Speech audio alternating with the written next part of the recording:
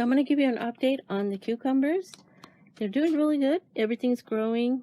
All the cucumbers that were showing up, they're there, doing really good and getting a little bigger. And it's going to have to take time for them to mature out to wonderful cucumbers. The fact is they're doing really good, and the flowers are producing fruit, so I'm very happy with that. They look beautiful and very abundant.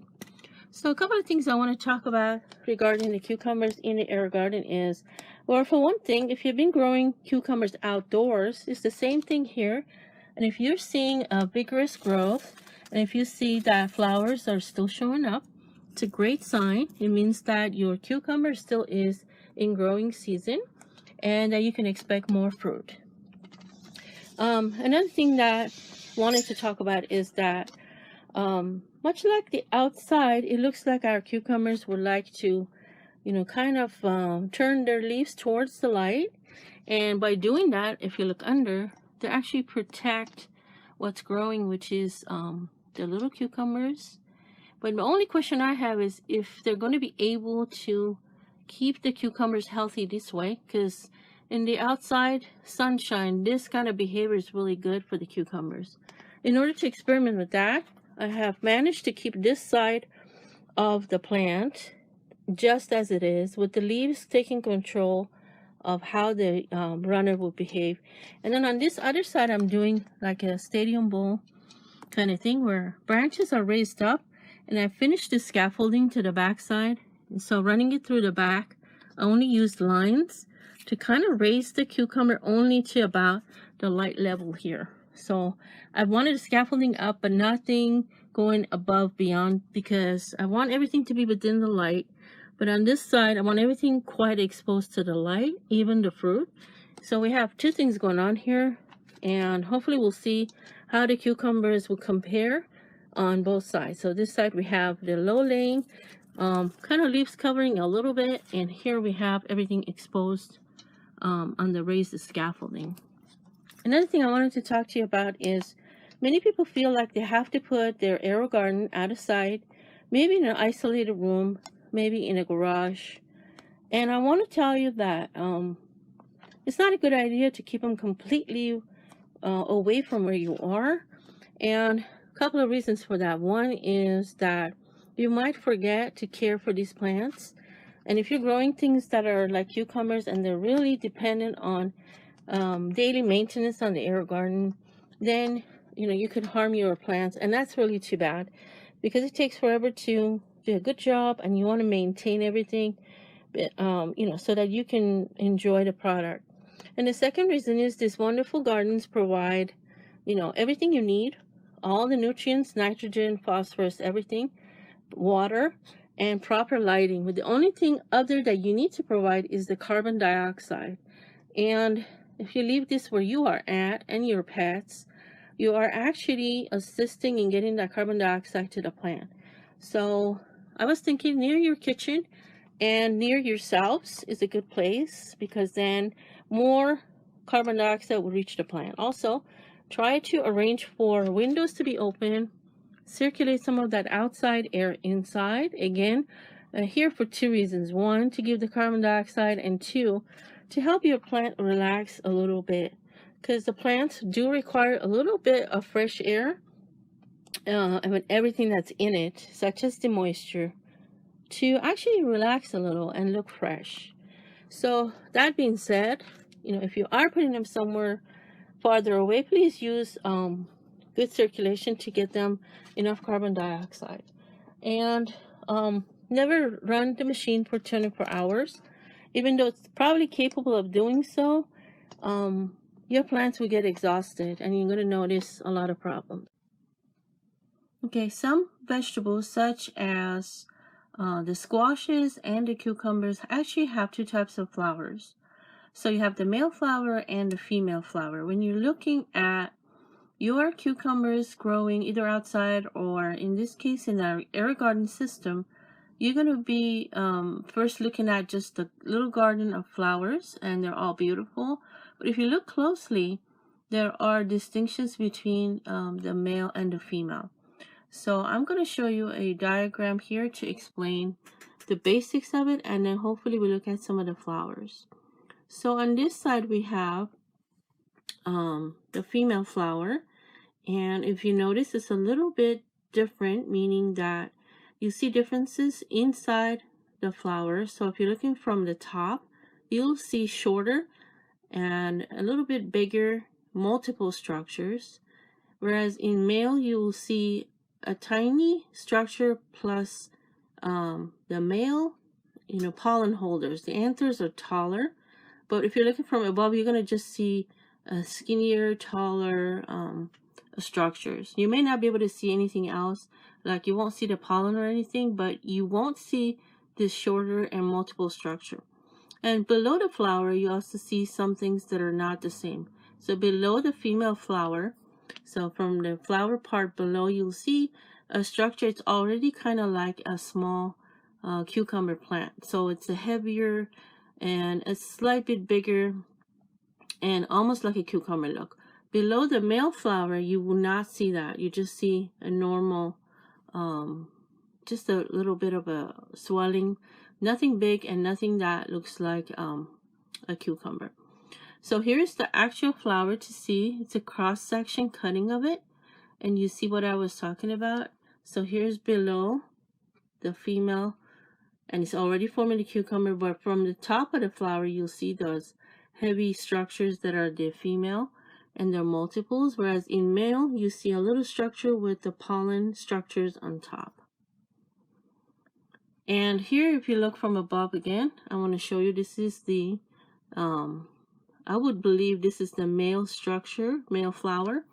And beyond just the look that might look the same as every other flower, you see inside that it's not. You see that there's a little stalk that's in the middle and is taller and full of pollen there. And here I'll show you the female, very different from the male in the sense that in the center, you have no tall structure bearing the pollens. You just see multiple, more heavy and more flat. So this is the female flower. So again, I'll show you the male with a little bit of base and a taller stalk, whereas this is the female with multiple, broader, heavier, and more flat. So that's how you can distinguish between the male and female. And what's important about that is that originally you will see more of your flowers dropping. And one of the reasons could be that all the males are showing up, and until the female flowers are set, some of those male flowers would just naturally drop. And then as soon as the female flowers show up, then the pollen from those would start making fruit. And then you'll see less of the dropping of the flowers. So that could be one reason why some of the flowers are dropping. Of course, two more reasons that I could discuss for you here is, one is just temperature changes in your home. Too much heat, too much fluctuations can make the flowers drop. And you might see flowers continue to drop even after cucumbers are showing up. So that could indicate that there's something wrong with the flow of air and the temperature. It's nice to maintain it at a similar level and just have a gentle breeze, like I said, going through so that plants could get refreshed. And of course, another reason is the pollination.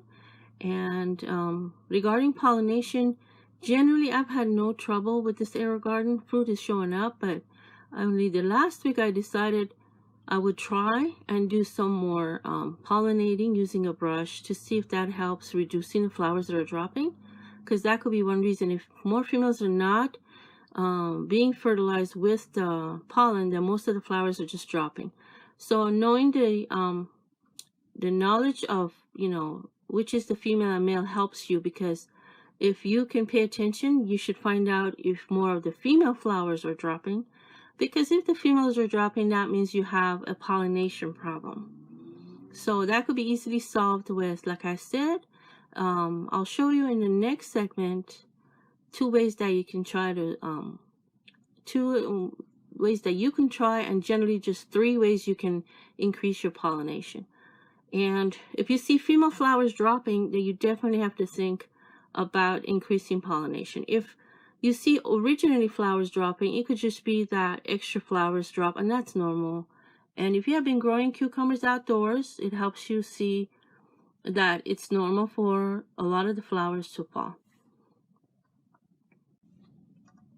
Okay, now that we have talked about flowers on the cucumbers and types of flowers, now we're going to talk about pollination for the AeroGarden system. So one thing you have to realize is that so long as you have a good flow in your house, there should be no problem with most self-pollinating plants. So I would look at what I'm growing. If it's not their own seeded pods, and if you're trying your own seeds, make sure you know what is the pollination with those plants. So with this cucumber, I had no problem. This is a self-pollinating plant, and I have to say that in order to ensure pollination, you have to have a good flow of air. And if you don't have enough flow, meaning almost like a good breeze throughout this area of your home all the time, you can use a fan. I would recommend you put that kind of like on the lower side, blowing up gently so that some of this pollen gets around. You know, we don't have too many bugs in the house. There are some. Little tiny flies could do the job. And that's another way. But another way you can do that is using a brush.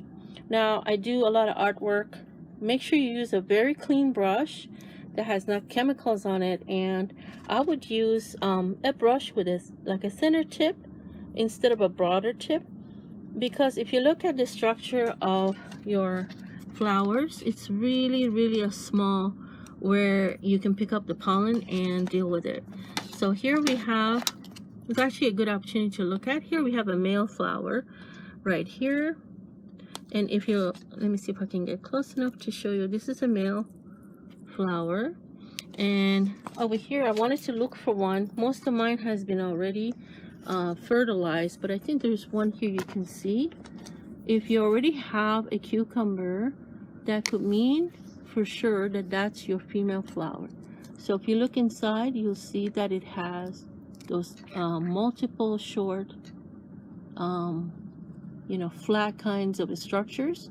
And as you can see, it's already, you know, there's nothing tall in there with pollen or anything. So your job would have to be to go around, use your, you know, little brush, and just, you know, and the reason why we use brushes or things like that is to create something similar to what insects have, like a carrier, but has a fuzzy, a pick your upper kind of character. So I would think the brushes are the best. And that's why I gave you all the pollination in the order of importance. Air circulation is one, most natural, and then second being, you know, a hairbrush like this, more similar to the honeybees. And then if you don't want to do any of this too, then you can use, whoops, I got caught in here. You could use a Q-tip as well. And with the Q-tip, you can just, you know, make sure it's loose and available to pick up all that, and you can increase your pollination. So that's all I wanted to talk about today. I'll give you a couple of ways to pollinate, especially the types of vegetables that are going to be producing fruit. I hope you enjoyed this video, and if you liked it, please like and subscribe, and thanks so much for watching.